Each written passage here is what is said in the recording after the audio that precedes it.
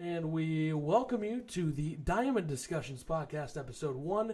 Ethan Carter alongside Jon Carter here with you for this episode. And, we're starting at the beginning of the MLB offseason as we get ready to get things going. The winter meeting's obviously coming in about a month. We're going to cover various topics as this will be Episode 1. November 1st will be the release date. John, how you doing tonight? We're recording this at night, so we can upload it tomorrow. This is the 31st. This is Halloween. Good. How's it going? I'm doing pretty well. You don't have to ask me that. Very funny. Okay. We're going to recap the 2018 postseason. We're going to give you some players that stood out. Each position, we're going to pick one guy that was the best at their position, in our opinion, for the season. Make sure in the YouTube comments, the SoundCloud comments, any of the comment sections, you can throw your predictions in there or your listings, whatever we do on this podcast today. We're going to have one per week. This is the plan for this. We're going to have it on iTunes as soon as possible. YouTube, it'll be on, obviously. And then among various things, we'll go ahead and go for that. So we're going to have some free agent previews, lots to look at for that. And then we'll also have 3 trades that could be made this winter that we'll predict. That'll be all throughout the show. We're going to give you some teams that had some positives to build upon over the next couple of weeks in the offseason. And then we'll do some MLB award predictions and Gold Glove. So, you're rolling your eyes at me, really. I'm giving the people. Yeah, you're talking. I'm giving the people what they want to hear. I'm giving. You're them talking really what fast, talking a lot. And I'm talking very fast, talking a lot. We're doing all. It's a 2-man show, not a 1-man show, by the way. So you said we're gonna recap the playoffs. That is me opening this up and kind of teasing what is to be looked forward to the rest of the show. Anyway. Okay. We don't want to take a lot of time here. We're just trying to get through this quickly. Let's recap the 2018 postseason. Obviously, the Boston Red Sox victorious, the 9th World Series in their franchise, tied now with the Giants and the Athletics. I'll say one thing that stood out to me was Steve Pearce, man. He had such a good road portion of the World Series in L.A. He had a lot of home runs. That Red Sox team, best in the regular season. They end up being the best in the postseason. Yeah, Steve Pearce, getting traded at the end of June. Free agent to be, by the way. Go ahead. From the Blue Jays. Yeah, he really fit into that Red Sox lineup well. I mean, you got Mitch Moreland, who is a lefty, played first base. Of course, Steve Pearce is right-hander. J.D. Martinez manning the DH post. But, he was clutch. Came through definitely when they needed him. Back in my gut, man. Come on. There you go. All right. We're good. Anyway, my predictions. It is intriguing, especially with him and Eovaldi. Their performances in the postseason going to translate to some pretty decent contracts this offseason. Whether it be at the Red Sox or another team. The one thing that's not on Steve Pearce's side, him being, 35, 36, but still could be that type of guy that you plug into it. He still has some worth. It's not like he's an outfielder either, so you could just throw him at first base, throw him at DH in the American League. He could fit into a different lineup, but I think the Red Sox might want to bring him back. You never know. We'll see what happens, but my predictions going into the postseason, I will admit I was wrong. I had everything right until the World Series. I had the Brewers and the Astros, other than the Red Sox and the Dodgers. I thought that the Astros would be able to come up strong. That not happening. The Red Sox really just dominated the entire postseason. So, what are your thoughts on David Price's World Series? He struggled going into the World Series. Like against the Yankees, he struggled. Against the Astros, he was okay, and then he got it going in the World Series against the Dodgers. Yeah, I think he really got back to his 10 years ago when he was at the Rays. He kind of sputtered to begin with, and eventually got into a groove. Started making pitches when they getting outs when they when it really mattered, and it was just impressive. And he's of course not going to opt out. He's going to stay with the Red Sox. But especially when you pitch like that in the postseason, that's when it really counts. And the Red Sox definitely needed that with, they have such a strong offense, but their pitching, besides Chris Sale, and of course Eovaldi coming through, it's could be something they look to improve upon this offseason. Yeah, and they really didn't have all the production that they would have expected to have from guys like J.D. Martinez and Mookie Betts throughout the postseason. They hit home runs in Game 5. But that just shows you how deep the lineup was for the Red Sox because your best hitters during the regular season, they are who? JD and Mookie. Jackie Bradley Jr. and Steve Pearce had huge postseasons. Rafael Devers had some big hits. Xander Bogaerts, Andrew Benintendi. Such a deep lineup. And they all played very well in the postseason. What are you looking at, man? I'm looking at confusing me. The Red Sox. We talk about their depth and their offensive ability, but like I stated earlier, their pitching, especially starting pitching, something they can work on and improve. And of course, their bullpen. Craig Kimbrell is a free agent. He's going to have several teams looking at him. I imagine he'll, sign with the Red Sox, but you never know. We'll go over that a little later for sure. But we'll yeah, tease you there. We'll go with over that. with the postseason though, it seems like it was over pretty quickly. Of course, the Red Sox only lost 3 times, right? Yep. But I mean, the Dodgers, they just have been, hyping, getting the hopes up of the city of Los Angeles and the Chavez Ravine, and then just they can't come through. They can't finish.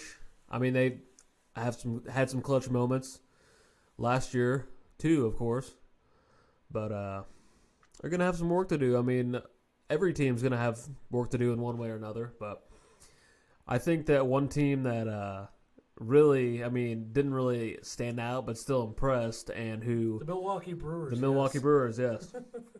I just predicted that you were they're gonna starting pitching.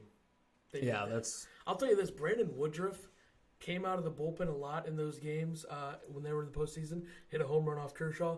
I think he should be in their rotation for next year. And I think Gio Gonzalez should also be brought back. Maybe Wade Miley. I know he's a free agent, but the Brewers are a team to look out for in the NL Central, especially with us being Cardinal fans. I knew I had to bring that up in the first episode, but I try to be not very biased in that regard. I know you might be a little bit biased. Yeah, well, the Brewers are going to have...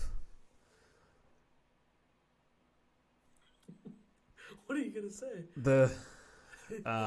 Jimmy Nelson. Jimmy Nelson's going to be back. Okay, yeah, okay. I mean, he's probably a number 2, number 3 guy, but for them... The only thing I remember about Jimmy Nelson, and I hate to bring that, it's the only thing I remember, is when he was pitching against the Cardinals and Tommy Pham had a line drive off his head. That's the only thing I remember against him, because he's been a guy who's been hurt a lot, and not even that injury itself. Like, he was out for the whole year, this year, basically. So, it is what it is. But I think that's all we need to cover for the postseason. Is there anything you'd like to, bring up? I mean, like you said earlier, like, you made some predictions, and they were off. But, yeah, it's tough to predict any kind of postseason series or, whether it be NFL, NBA, MLB, what have you. But people think it's a little more savvy to just pick the underdogs. Like, if you pick the Brewers to win it all, which I know some people who did, that's a little more savvy. A little bit of a smarter pick for some people. But they'd be the underdog in the World Series, but they were number 1 seed, right? Yeah, but I don't know if they would have been the favorite. I think the Dodgers were always the team in the National League. And I think the Astros and the Red Sox were kind of co-teams in the American League, because we know how well the Astros played last year's postseason. They absolutely rolled the Indians, and then they kind of just flopped. Altuve getting hurt, playing through an injury. Pitching wasn't as strong as it should have been in the postseason. Of course, like I said, when you're facing a lineup that's as deep as the Red Sox lineup, it kind of makes your great pitching a little less, like you saw that with Kershaw, which we've seen in the postseason before from him. But it's the way of the road for the Dodgers. Right. So moving on, we have the I got this. The okay. best Go ahead. of the 2018 position by position. The finest, so to speak, as they have on the video game, Major League Baseball, the show 18. But anyway, okay, we'll go catcher, then first base, second base, third base, shortstop, so on, so forth. The outfield, 1 starter, 1 reliever, 1 closer. I know a lot of our lists, since we went over this last night a little bit, are pretty similar. Yeah, some similarities. Catcher, who you got? Well, as you know, I picked Yadier Molina, and you're going to say that's, there's some bias there, but I think that just the way, like, he came back from an injury, he hit, above average. He's more so seen as a defensive catcher, but I mean, he bolstered the lineup when he was there. Matheny had him batting, 5th for the most part. Schilt kind of switched it up, had him bat 2nd, but I mean, I still think that he had he's above average hitting, but the defensive numbers and the way he calls games is always there. Well, I went a different direction, and I think I went the direction that a lot of people did. And that's JT Realmuto on one of the worst teams in baseball. Probably the second worst, the Orioles, I would say. Maybe the Padres were worse. I don't know. JT Realmuto had a very, very good year. He batted around 275. I was trying to get my Surface Pro fired up before we started this, so I don't really have all the numbers in front of me, but I don't have them exactly. But he had a WAR of over 4. He hit 20 home runs. His defense was solid. And in other news for him, he doesn't want to be on the Marlins next year, which is a good move. So we could discuss potential teams for him. I mean, maybe the Nationals could be interested. Teams who could need catchers. You never know how that's going to go. Yeah, and at first base, I believe we both had Freddie Freeman. Freddie Freeman, yeah. Too good of a year. I mean, he's that guy. Him and Nick Markakis are those guys on that team because they have young guys like, Acuna, Albies, young players on that team. Dansby Swanson's still young. Those are the guys that are going to carry your team as veterans. Nick Markakis had an unbelievable year at what age? 35, 34, whatever he is. But Freeman's that guy on that team. Batted over 300, hit over 20 home runs. Yeah, At first. The thing about him is the way he hits left-handed pitching. I mean, his numbers are usually there, but he definitely hit this year. Moving forward, second base. Who do you have? Well, no one say it. I guess we had. See, I had thoughts of. I know. Most of the time, your second baseman play second base for the most part. Javier Baez. Yeah, Javier Baez is the clear-cut pick. I would agree with you that he wouldn't be listed as a second baseman if he played more games at short than he did at second, which wasn't even close. He played 65 at short and 104 at second. Yeah, but I was just trying to tell you that if we would have like a utility category, it's not a position, but there are utility players, that would be Baez.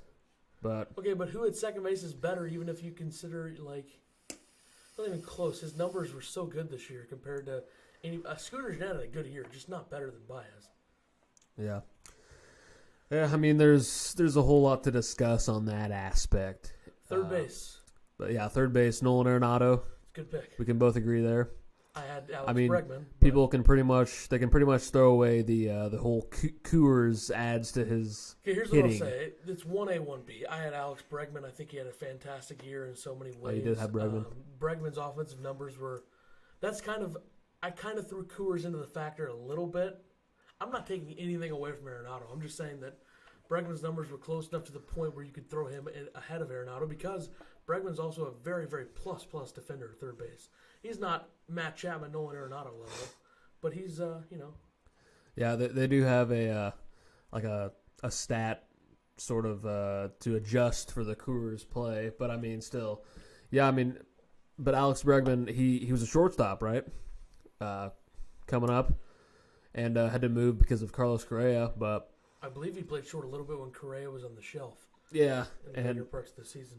Yeah, he's certainly developed into one of the premier third basemen, but I still think Arenado has the edge. It's pretty clear cut, well, not clear cut, but pretty close call when you're looking at that. Shortstop, Manny Machado. Manny Machado didn't skip a beat. His defense in the first half in Baltimore at short was lackluster compared to him at third. His defense got a lot better as the season went on. The metrics would tell you so.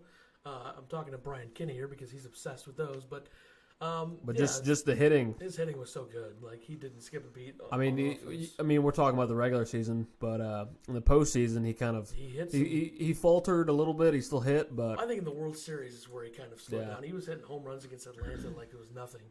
But and against the Brewers, he did well. But to the outfield we go. I think we agree on every position, but let's just go over them. Left field, Christian Yelich, NL MVP. Unbelievable year. Yeah, Yelich was unreal. I mean, I know Cardinal fans, they wanted Stanton first and foremost, but which you can't blame him. Obviously got Ozuna, but Yelich. Here's the thing. They might have been asking more, right? I wouldn't blame them because number one, the year that Ozuna was coming off of, to put that into conversation, Number 2, the asking price, right? That's something you put. But number 3, this is the biggest part. Ready? Yelich didn't ask for a trade or didn't want to be moved until Ozuna was traded. So the Marlins had zero plans of getting rid of Yelich until after he asked for it for Ozuna. So the plan was after Ozuna's dealt, they would have tried to hold on to Yelich, but he wanted to go, so they let him go. And that's probably that deal right there was probably the most that they got between the 3. Yeah, because the timing of it all. Lewis Brinson, pretty stud-like prospect. That's like almost Sandy Alcantara. maybe not like a Harrison Bader that they would have to give up, but Yeah, the Cardinals would have had to give up more for Yelich, I think. yeah, I mean, Brinson was the number 1 prospect for the Brewers, I believe. Yeah, it's still just the Cardinals still need that lefty bat, but we could get into that later. The Cardinals have a lot more of a deeper farm system than the Brewers because they probably would have. I mean, they got rid of Alcantara for Ozuna. What was he like? 9th or 10th? That's just how he would be top 5 in the Brewers system. But anywho, center field. This is obvious. I mean, this guy, unbelievable. He was pretty under the radar just because the Angels are so bad. And if anyone's talking about the Angels, we already know how good Mike Trout is. There's all the Ohtani stuff, but it's Mike Trout. I mean, it's not even close. Center field's really not that big of a position to compare. Because, I mean, no one in center field in this day and age can do everything that Mike Trout does. No one can hit for a ton of home runs, a ton of RBIs, play great defense, and have speed.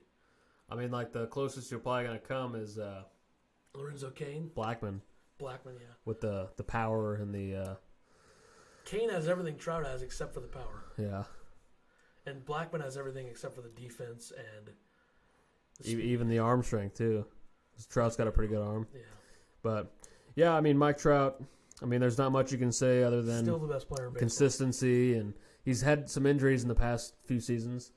But still, I mean, he comes to play, and it's just sort of a shame to see the Angels. I mean, they tried to make some moves. You know, they got Kinsler and Cozart, and then Ohtani, of course, but it's still the pitching is a big thing for the I feel Angels. like the only moves or anything they've done that's actually worked out has been Trout just drafting him because they got Pujols. Didn't really. I mean, Pujols had some big home run seasons, but it's just nothing compared to what he was in St. Louis. And then C.J. Wilson was nothing for them. Josh Hamilton was nothing. You know, what could have been the old adage that the Cardinals drafted Shelby Miller instead of Mike Trout. Which was a pretty good pick at the time. But yeah. It is what it is. That's a whole other discussion. So right field. Of course, Mookie Betts. American League MVP for sure. J.D. Martinez would be more in the discussion for MVP in the American League because his overall hitting numbers were a little better than Betts. But you can't really give a DH MVP. I mean, I think when you're talking about a player who can do all the things Trout is, and we're talking center field, of course, but Betts is probably the closest to that. Betts is a little more versatile, too. Betts can play a good second base. That's huge, but he's not as good as Trout. But I think going into next year, Betts has to be probably the second best position player. I think that's pretty clear. I mean, Yelich would be in the discussion for top 10. Harper's still top 10. Arenado, Machado. Then it kind of falls off to that. I think those are the 1-2 punch, Trout and Betts. But it's got to be. Here is our last disagreement, I believe, a starting pitcher. Which I had Max Scherzer. Can't get on board with that. I think DeGrom was just the most dominant. DeGrom still had a ton of strikeouts. Didn't have as much as Scherzer. ERA was better. He was literally everything the Mets had. He dominated so much. I know. And, Scherzer edged out DeGrom on the wins, hits, innings pitched, or walks, hits, innings pitched. The whip, sorry. But yeah, a little loud there. You might want to move your mic away from you a little bit. Just back it up. You know, a lot of the people who are going to be talking about the Cy Young, they're going to mention the wins, but of course the Mets are subpar. But yeah, I mean, that's another super close call. It's probably even closer than Bregman Arenado. But yeah, I went with the overall entirety. You can't really blame DeGrom for the wins. Wasn't his fault at all. Yeah, I mean, I know we're just talking about the season, and I'm pretty but sure just DeGrom's the overall consistency of Scherzer, you know. I'm trying to talk louder to get over me. I'm pretty sure DeGrom's going to win Cy Young. I think that's pretty obvious. All right, closer. Edwin Diaz has to be. Edwin Diaz. What did he have, like 50-something saves? Like he had double digits more than the second guy, and then reliever, Josh Hader. So dominant. He was. I mean, so you're talking about electric players, electric stuff. Both these guys. I mean, Diaz and Hader. Hader, I believe in like July. Hader was a starter. I believe he had like 40 innings pitched and like 90 strikeouts or something stupid. It's just ridiculous. But Yeah, well, I mean, it's sort of the kind of thing with the arm angle, like with Chris Sale, with that way that Hader pitches. Not as like, overwhelming, but it's still he gets a lot of swing and misses. I'm gonna have you to do me a favor here while I go check the mic status. Pull up, ready? Because we're gonna talk about this next. Pull up the top 50 free agent list, and we'll discuss that next. I've got the top 25 up. Okay, we'll talk top 25.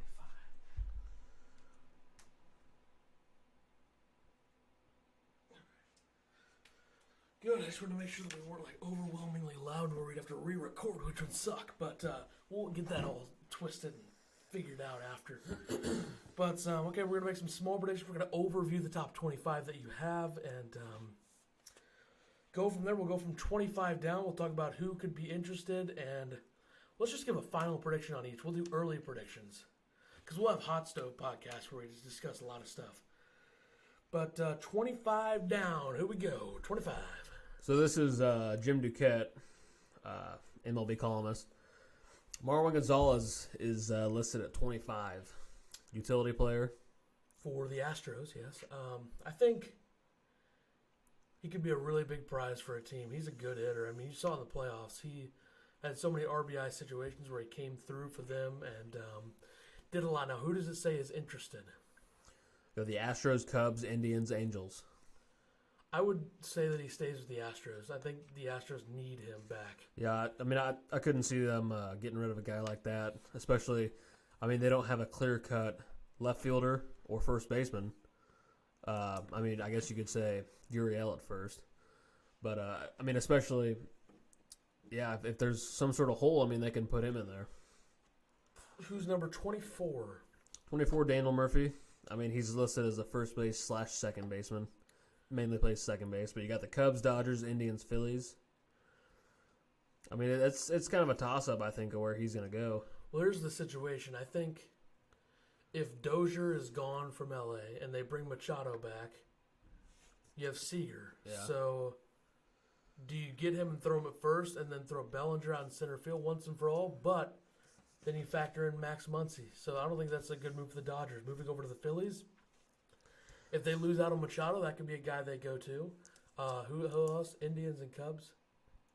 Indians, if they don't bring Donaldson back, I think that could be a move they make.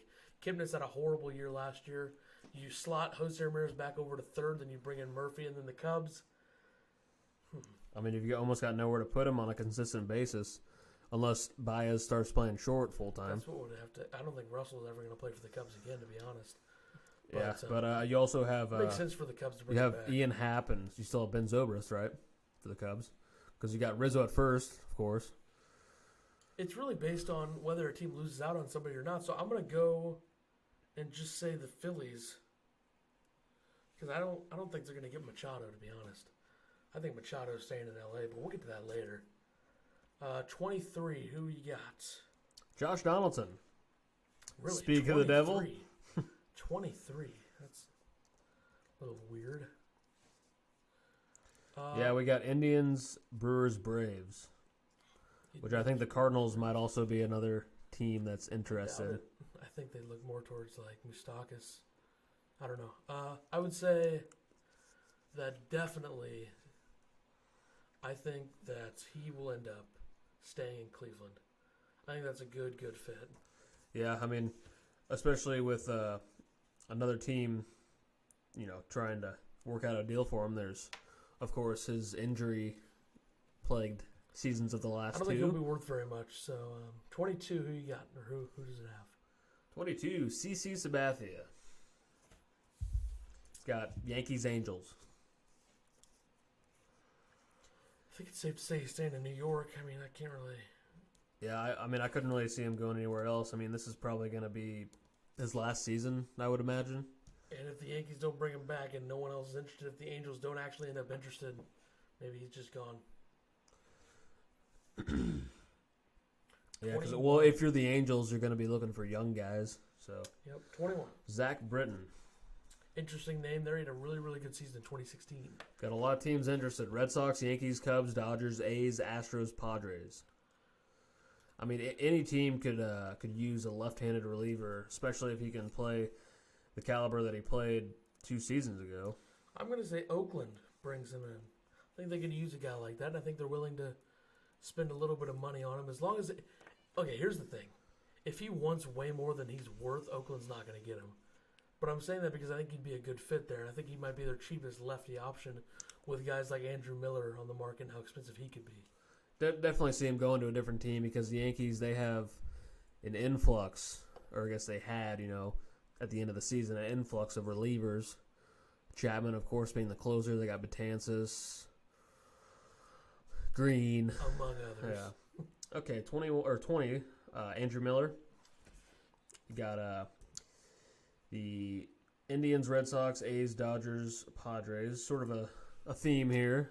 Boston. I think Boston gets Andrew Miller. I think they could use a lefty like that. Like who did they have in the postseason that was a lefty that came out of the bullpen and had success? I can't think of a name. I mean, you saw It's Joe mostly Kelly. Eovaldi and Joe Kelly. Yeah, and Hembree. Heath Hembree. 19. David Robertson.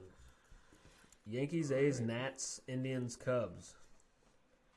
Well, guess what, David Robertson? You are going to the Washington Nationals. Good luck there. Saw news out of Washington. Trevor Rosenthal agreeing with the Nats on a contract. Not very surprising. I knew he was going to end up somewhere because he can play this upcoming season. Let's try to speed this up. Okay, 18. Number 18, Juris Familia. Well, since I said Britain's going to Oakland, they probably won't be able to afford both of them. So, who's interested? Got A's, Mets, Cubs, Phillies, Nats, Indians. I mean, I could see him on either the Phillies or the Indians. You're He's going sort to of like a Cleveland. middle relief guy. Welcome to Cleveland, Juris Familia. Okay, and we have J.A. Happ. Padres, Cubs, Mariners, Dodgers, A's interested. All right, I'm going to say the Dodgers don't need another lefty because Kershaw is going to end up back there for sure. So, I mean, he's 36, and he's had a pretty solid, pretty can you above go over- average last can you 3 go over the seasons. teams again real quick? Padres, Cubs, Mariners, Dodgers, A's. Seattle is where I think J.A. happens up. Because I think Patrick Corbin Could be a good likely fit. goes to New York. Number 16, we have A.J. Pollock. Pollock? We got the D-backs, Cubs, A's, Braves, Phillies. Well, if the Cubs are in the market for an outfielder and they want to not use Almora in the lineup anymore, and they lose out on Harper, if they go for Harper, that is, which I'm sure they will. But I think that would be the type of guy the Cubs would fall back on. Yeah, I could see him fitting would there. be Pollock. I think he's going to go. To the Cubs. Well, the Cubs have had difficulty with a clear-cut leadoff hitter the past few seasons, and he could be that guy. So, Moving along, we're at number 15, I believe. Yes. yes, number 15, Mike Moustakas.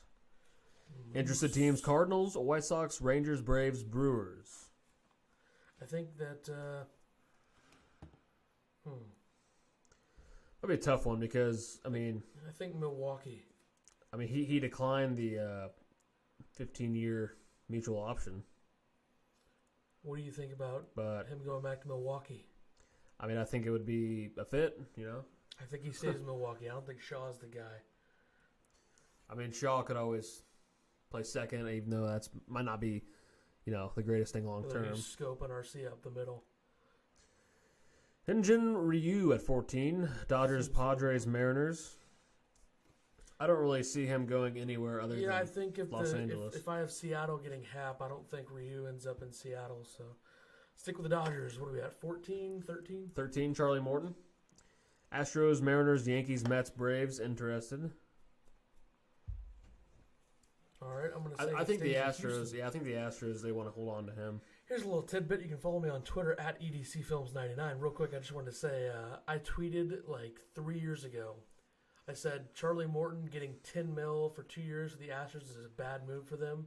He's ended up being great, And every year, every single baseball season since then, I always have Astros fans responding to that tweet saying, "LOL, tweet that didn't age well." And then my response is always, "Did you think that was a good deal going with when you made that deal?" And they're like, Right. "No, it's just funny." It's like, come on now. Moving along, Yasmani Grandal. The catcher market has been very confusing for us to grasp so far in our discussions. Mariners, Nationals, Mets. So it doesn't look like the Dodgers are interested with Austin Barnes being an option. Mariners are not going to move on from Zunino. Who's the other two? Nationals, Mets. I mean, Why would he go to the Mets? I think the Nationals. would I be the mean, team, but yeah, but I mean they still have Matt Wieters, right? he's older. I think that would be a pretty good fit actually. Grandal, switch hitter, not the best fielder, but he could always work on that in the offseason. So Saying Washington. Okay, number 11. You say Kikuchi.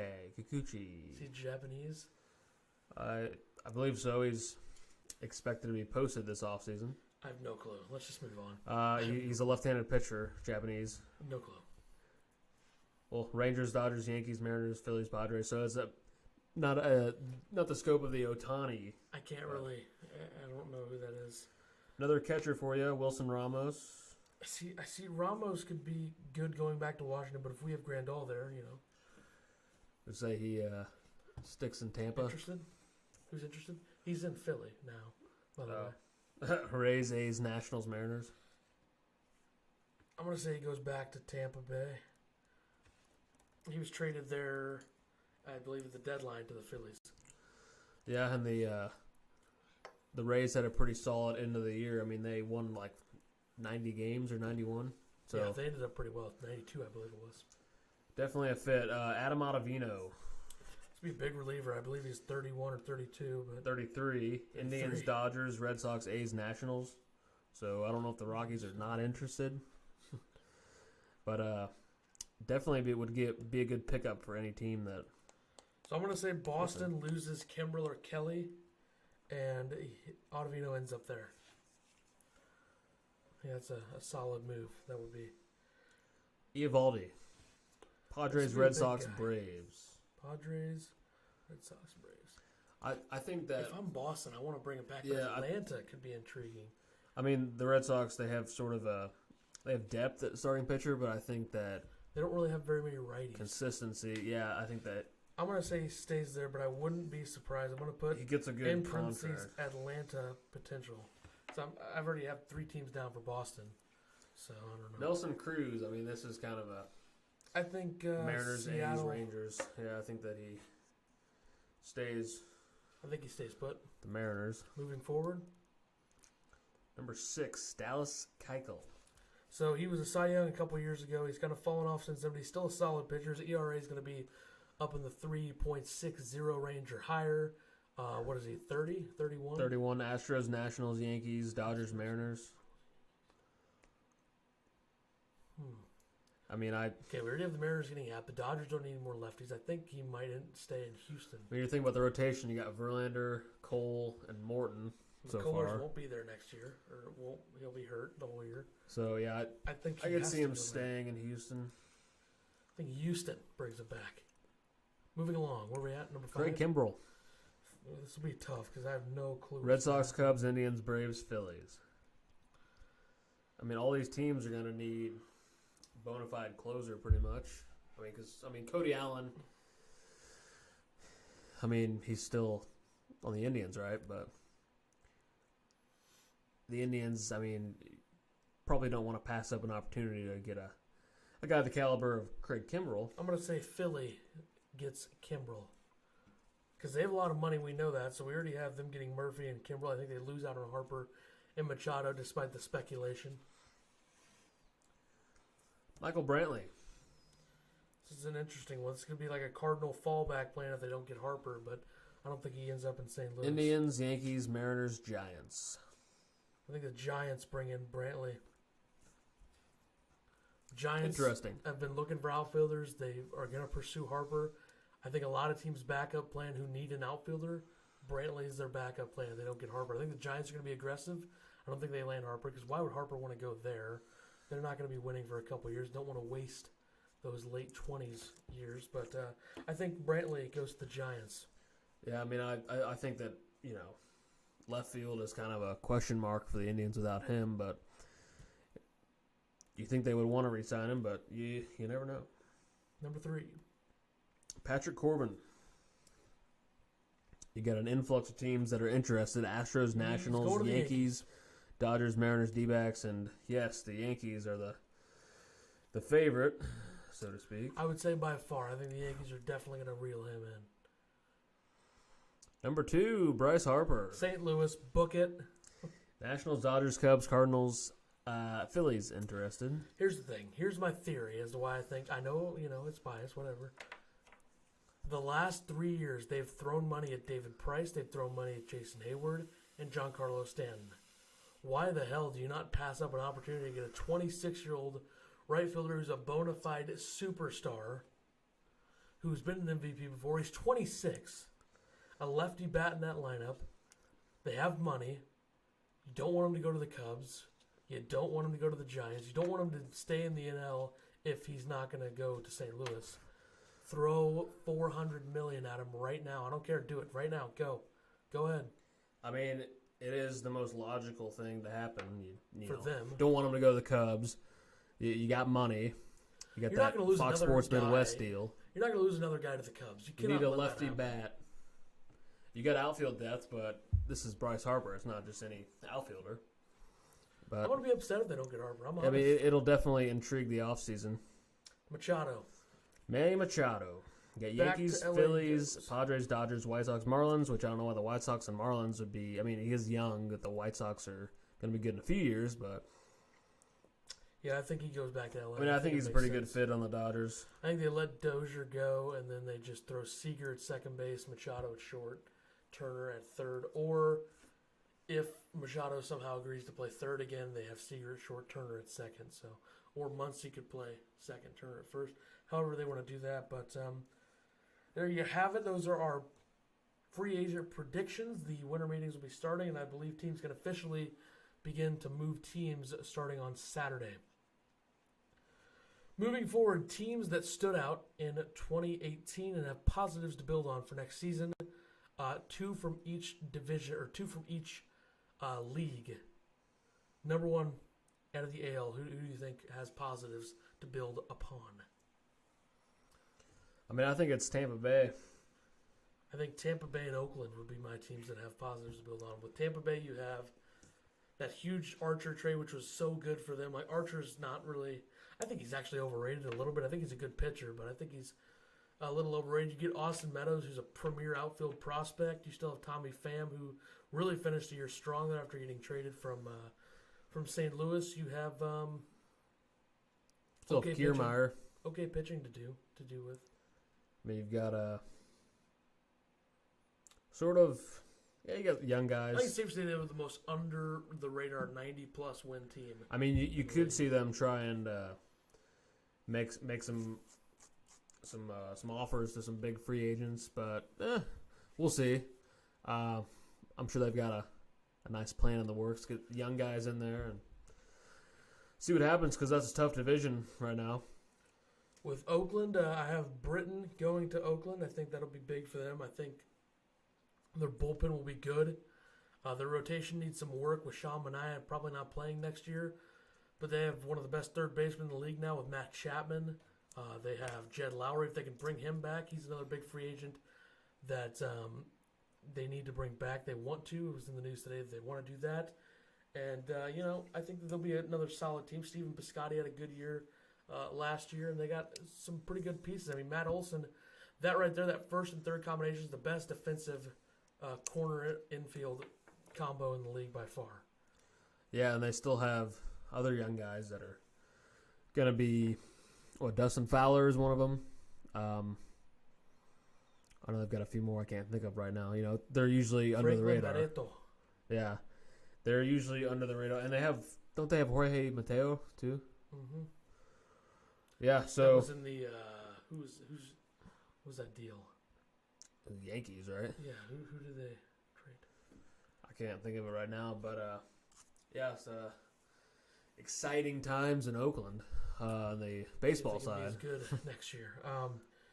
Moving along in the National League, I think my teams would be Atlanta and Philadelphia. Philadelphia didn't finish the year very strong, but they now know that Aaron Nola is a legit starter. They also know, via my prediction, which are going to be on the money, they're going to get Kimbrel and Murphy, right? So if that happens, very good team. They brought over Justin Bohr. Odubel Herrera is a very good hitter. Plays center field. Reese Hoskins. Yeah, well, I was going to bring him up eventually, but that's another good guy out there.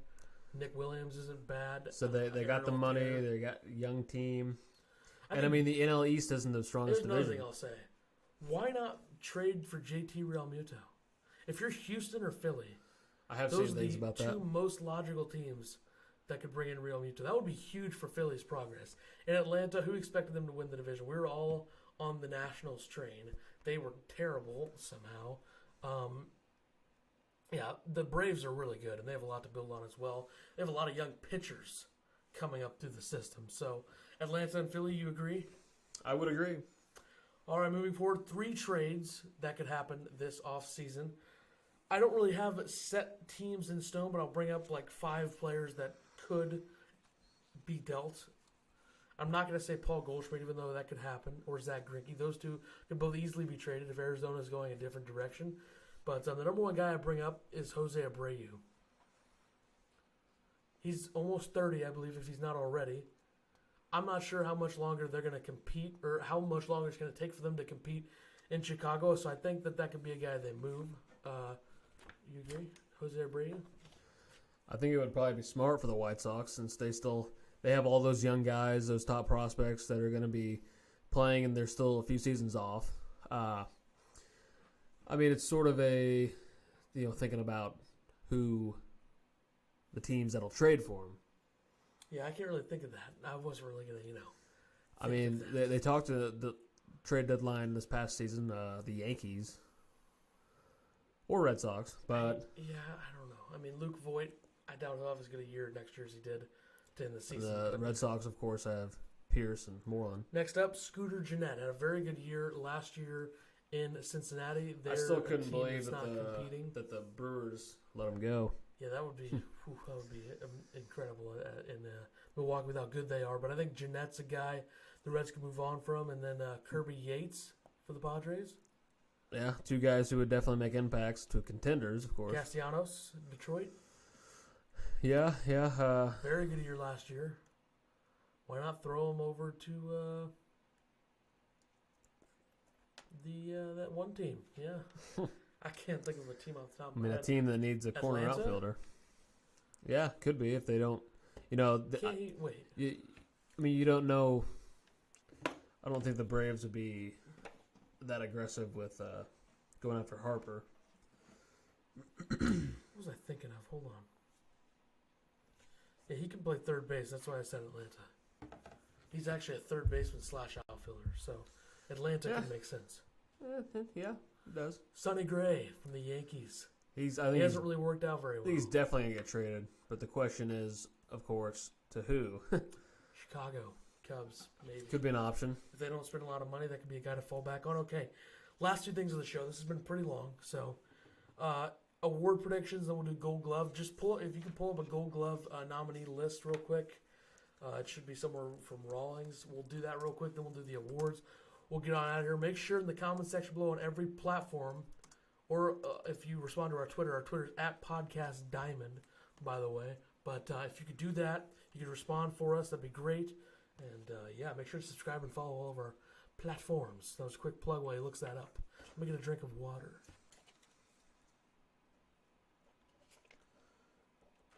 So you want to do the Gold Glove first? Yeah, we'll do that first. Let me just get my paper out.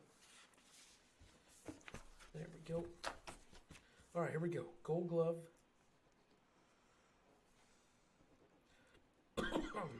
Excuse me, thank you. Let's do NL first. Okay, so starting with pitcher, you've got Zach Greinke, Clayton Richard, and Julio Teheran. Yeah, Greinke's an easy pick for me. Yeah, he's a elite pitching defender. In the NL, you have Dallas Keuchel, Corey Kluber, and Masahiro Tanaka. Okay, we're just going NL by position. Let's do that.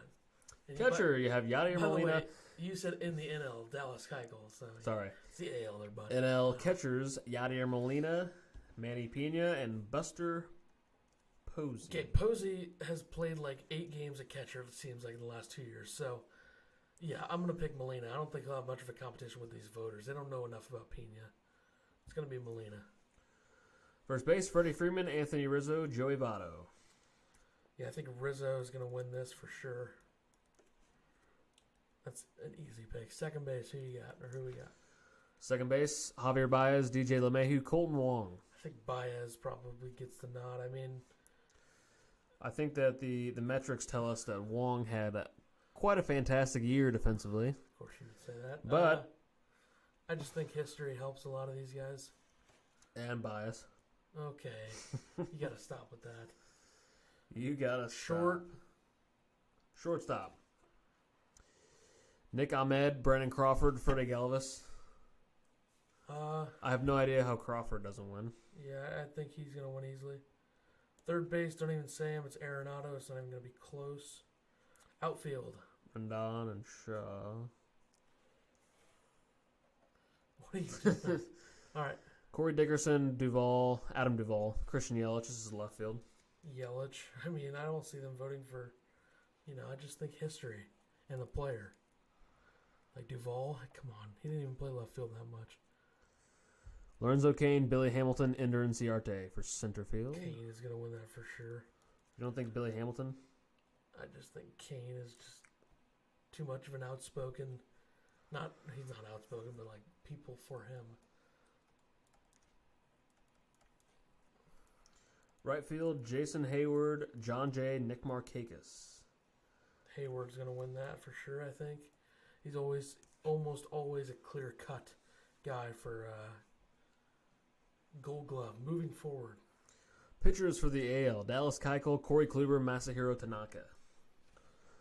I mean, you don't always think about like a pitcher's fielding ability, mainly looking at the position Tanaka. players. I don't know why, but I'm just going to say it.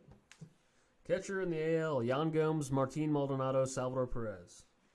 I think Perez. The AL defense is so much weaker compared to the NL in a lot of ways. True. First base, Mitch Moreland, Matt Olson, Justin Smoke. I mean, Olson is probably clear cut. Easy. Second base, Jed Lowry, Ian Kinsler, Rougned Odor. I think Odor might get it. I don't know. I'm going to say Odor. I don't know. I think he's really picked up his defense over the last couple of years. Shortstop, Francisco Lindor, Marcus Semien, Andrelton Simmons. Simmons, of course. I think Lindor gets the nod this year. I'm going with Simmons. I don't see how he could Simmons didn't play enough games. He got hurt. get beat. Doesn't matter. Okay, Lindor's year. Third base, Alex Bregman, Matt Chapman, Jose Ramirez. Chapman. Pretty easy. Although quit talking so loud. Bregman is good. Left field, Andrew Benintendi, Brett Gardner, Alex Gordon. Benintendi. Gordon might get it, though. He's also a very, very good defender. Center field, Jackie Bradley Jr., Adam Engel, Mike Trout. Trout? Both Bradley Jr. and Engel have those highlight plays, but I just think Trout. Trout's just a consistent guy. Right field, Mookie Betts, Cole Calhoun, Aaron Judge. Betts by a mile. That's not even going to be close. Like, really, they put Judge up for that? I mean, come on. All right, award predictions. We'll make these quick so we can get on out of here and let you go on with your day whatever time you're listening to this. This is being recorded at 1:30 a.m. at the moment. MVP. I'm just going to go both leagues. So I'll just say Yelich in the NL, Betts in the AL. Those are pretty clear cut. No We arguments agree. to be made. Cy Young, DeGrom, and Snell for me. I had Max Scherzer, Blake Snell. We talked about the Scherzer, Yeah. DeGrom debacle earlier. Oh, boy. Okay, Rookie of the Year, I have Acuna and Ohtani. Same here. Here's why I have Ohtani, because I know a lot of people are going to say Andujar. Ohtani hit 20-plus home runs. His average was solid. He also pitched pretty well. His ERA wasn't too far over 3. He had a pretty solid year on both sides. And when you can do that, I think that's too much, because Andujar really isn't a very good defender whatsoever. So they had defensive replacements in the wild card game. They brought in Adini Echeverria in for him. in the wild card game, so he just not enough defense. Manager of the year, Snitker for the Braves. I had Bud Black. It's also a good pick, but I think Snitker doing that much with that team is just too much That is true. to handle. Bob Melvin for the A's. I want to also give an honorable mention, a shout out to Kevin Cash for the Tampa Bay Rays. How good were they? They are a division winner if they're in the National or the American League Central. I mean, Alex Cora was one of the few to That's true. win the World Series, but I mean, it's talking about the But regular here's- season. here's But how he they- was given the Here's team. how they usually vote on this, They're going to give it to the manager who had the best year with the least amount of, to deal with. And how Yeah. many games the A's won and they made the playoffs with that roster? And the payroll. It's just too much. I think that they'll give it to Melvin for sure. But Got to. that is going to do it for the Diamond Discussions Podcast, Episode 1. We want to thank you very much for tuning in. Make Thanks, sure to guys. follow all of our platforms and subscribe to our YouTube. Follow us both on Twitter. It's at the Jon Carter for him and at EDC Films 99 for me. And we will see you in the next one. See you next week for Episode 2.